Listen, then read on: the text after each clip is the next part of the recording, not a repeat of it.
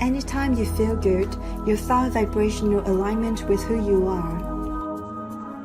Now you know everything we know that matters to you, because there isn't anything beyond that. Understanding that you're more than you see, and that you are source energy, and that life will cause you to continue to ask for more, and that's what evolution of all species is about. And when asking occurs within you, that your inner being focuses in the direction of it, and when you focus in the direction of it, you feel wonderful as you're moving along. You're not ever going to get it done. None of us do, because we are all eternal beings.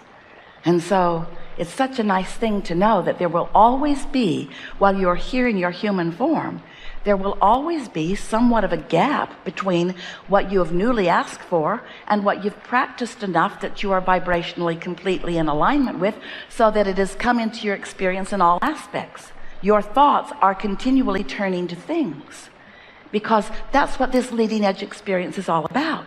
You are leading edge creators. You're out here on the leading edge, and so is your inner being. Your inner being is out here on the leading edge with you, through you. You're not separate from your inner being. Your inner being isn't in heaven, feet dangling over clouds, waiting for you to catch up. It's not like that at all.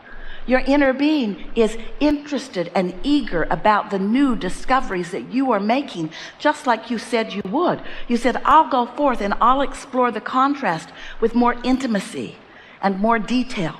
And your inner being said, and we will remain here non-physically focused. And once you discover something that isn't the way that you want it to be, you'll launch clarity about what you do want. And your inner being also said, you will launch a rocket of desire, but you will not be able to, in the very beginning of the launching of that desire, you won't be up to speed with it, because it is too new for you, but it's not too new for us. We will know what you are asking for, and we will hold the frequency of it, and law of attraction will respond to the frequency of it. And so your new desire will be in the state of becoming. This state of becoming, this vibrational reality, is so vivid to us and so important to us that we've given it a name. We call it the vortex. Your vortex of creation, your vibrational reality. So important, we wrote 2 books about it. Your vibrational reality, your vortex, where all things that you have asked for are in the state of becoming. The only question that we think would be of value for you to ask yourselves is, while all of these cooperative components are being gathered, are you one of them? Are you a cooperative component to your own desire? If you're feeling great, you are. If you're not feeling so great, you're not. It really is that simple. Let's talk for just a moment. We've not done this before. Let's chew together for just a moment about what a cooperative component might look like. So see with us for a moment the sea of physical experience, all of humanity, and focus for just a moment on someone who, for a justified reason, feels vulnerable in this moment. In human form, feeling vulnerable. Now, first of all, the very empty feeling of vulnerability is just the feeling you get when you're focused upon something your inner being isn't focused upon. It's not about the reality that you say is making you feel vulnerable. Vulnerable feeling is simply you vibrating in a way that doesn't let you feel the fullness of your inner being, even though your inner being is focused with you. So since you're holding your inner being away, you feel vulnerable. But let's set all of that concept aside. We know you understand that. Let's just focus for a moment on you feel vulnerable about something. So now, just like in this vortex where your inner being is and all the cooperative components are being gathered, the law of attraction is gathering cooperative components. Now, your inner being's got a way big head start. Your inner being is so powerful. Your inner being is pure positive energy. And so the cooperative components that are being gathered in this vibrational reality by your inner being toward who you have actually become is enormously larger than whatever your point of attraction is in your human form. You have no real power unless you are in concert with your inner being. Can you feel that? But just the same, you can gather together with a whole bunch of other humans, and you can feel vulnerable, and you can get a good stream of things that match vulnerability coming your way. So let's just for a moment talk about what cooperative components might gather around someone who feels vulnerable. Mad people, aggressive drivers, lack of clarity, those people that you want to call bumbling idiots, we're just saying. What are cooperative components to the feeling of vulnerability? Well, you're kind of going to find out, because if you feel vulnerable, they've been showing up in your experience. Traffic patterns don't flow for you. You find yourself not in good timing with the lights. You miss your exit. You take the wrong turn. You do all kinds of things that are a vibrational match to that feeling of vulnerability. How about overwhelmment? What kind of cooperative components are there to overwhelmment? Some of these things that we just pointed out to you. We just want you to notice that however you're feeling, cooperative components are supporting how you feel. And that's why you believe in the reality that you believe in, because you thought it was going to be that way, and then it was that way, and now you are so happy that you've confirmed that you are psychic and that you were right. I knew that was going to happen. I knew you were going to say that mean thing to me. I just knew that's the way you were going to respond to me. I just knew it. And so we're just saying that you might want to begin to take a little more ownership than might be comfortable at first in what's coming to you, because there is no assertion in this attraction-based universe.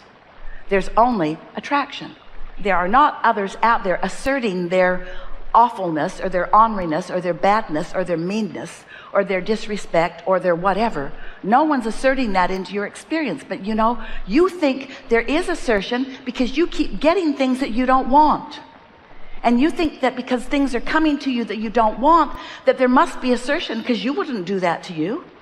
But you are. It's only attraction.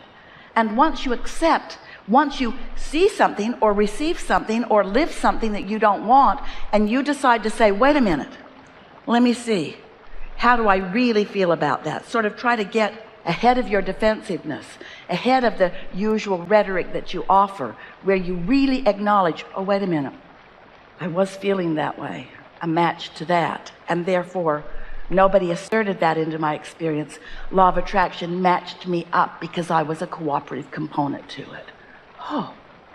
Oh, now you're in power. Now you're in control. Now you're in charge of your own experience. In the moment that you accept that there's no assertion, that there's only attraction, and that if it's coming to you, you are a cooperative component to what's coming, and then you let your decision be to be a cooperative component to things that feel like love, and a cooperative component to things that feel like fun, and a cooperative component to things that feel like clarity. And you start practicing them. Practice with easy things first. Don't test yourself. And the universe will show you what you are a vibrational match to. We're going to open this to a discussion about whatever you want to talk about. We want to just put one very important conversation forward first, and that is, so law of attraction abounds, and you are the point of the law of attraction, but you are 2 points of it. There's the inner being attraction and there's the you attraction. And every time you ask for something, your inner being knew what you meant and began attracting to you that. And when you hold yourself in not cooperation, then you feel that discord. It's about you and you. It's not about you and anybody else. And once you get that, oh yeah, they misbehave, and then you have a knee-jerk response to them. We get why you think it has something to do with them, but it really has very little to do with them. It's all about you. So once you begin to reflect on what the law of attraction is and who you are in terms of you were source energy before you came into this body, and a part of you came into this body, and this important physical you is sifting and sorting and coming to new conclusions about things because you're on the leading edge of creation. And you launch the rocket, and your inner being rides that rocket and focuses upon it and attracts the cooperative components, so that the new life that you have asked for is in the womb, so to speak, gestating, becoming what you are wanting it to be. And then you finding ways to focus in the direction of that until you are a vibrational match to it, and then catching up with it so that you are in vibrational alignment with what you have asked for, so that as those thoughts turn to things, you get to witness the unfolding. That's the best of all life experience. The law of attraction is responding to the vibration that you are offering. We just want you to be aware of that. And when we said earlier, start with things that are easy, here's what we mean. Some years ago, Esther went to San Francisco for her first visit, and she was impressed with it in so many ways, but she was astonished at the hills and streets that people lived on and were driving on. And she and Jerry drove to the top of this neighborhood and looked down a street that went all the way down to the bay. She could hardly believe that she had managed to drive the car up there. It was impressive, to say the least. Later, when we were wanting to help her and others understand about the law of attraction and to discuss the momentum in attraction, we said, imagine putting your vehicle at the top of that hill and taking the car out of gear and releasing any braking mechanism, and then decide that you're just going to give yourself a physics lesson to see what would happen if you just pushed your car a little bit forward. So it's easy to do. You're at the top of the hill and you just nudge it a little, it begins to move.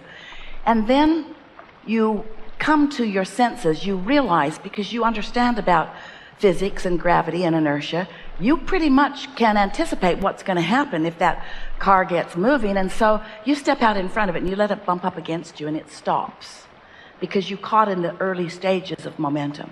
But you wouldn't want to be at the bottom of that hill trying to stop that car. Well, that's what we want to suggest relative to the thoughts that you've been thinking. A belief is just a thought that you continue to think.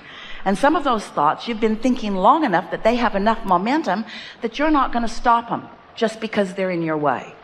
They have momentum that you're not going to give up on all at once. But in order to teach yourself the powerful law of attraction, and more important, your own creative control, and even more important, your guidance system and what your inner being knows about you, it would be so helpful if you would take a subject of 2 or 3 or 4 or 5 things that you don't have a lot of negative momentum about, things that you really don't have much opinion about at all, perhaps, and you focus upon them just softly and watch how quickly the law of attraction brings you evidence of its response to your thought. If you can show yourself how the law of attraction responds to you, if you can make yourself the center of this universe where the law of attraction is responding to you, where you know that you've got a pure, non-resistant thought, and you see what happens with a thought that holds no resistance, and you see how powerfully and how quickly universal forces move in the direction of it, you will give yourself the power to be or do or have anything that you desire. But you've got to show yourself your own ability to release your own resistance, because no one else can release it for you. No one else can think your thoughts, therefore no one else can vibrate for you, therefore no one else can be your point of attraction. Now you want to say, but what about the power of influence? And we agree with you. There's a big power of influence, because you are so nosy about what's going on. You give your attention to all kinds of things that you don't want to live, but you give your attention to them because they're real, because somebody else is living them, and without meaning to, you practice the vibration of things that you don't want to practice the vibration of. And you know how you know that you're practicing the vibration of something that you don't want to practice the vibration of? It doesn't feel good when you think about it. And so we're just saying, you might want to begin as soon as possible to be nicer to yourself by choosing more thoughts that feel better to you. And then watch what a cooperative universe surrounds you, how powerful and loved you are, how worthy you are of a wonderful life, how many good things are in the wings for you, and how the only reason that they haven't come fully into manifestation in your experience can be for only one reason. You've got thoughts that oppose them that you offer frequently. That's all. We've enjoyed this interaction immensely. What do you want to talk about? Nothing is off limits. We're eager to talk with you about anything that matters to you. Begin right here.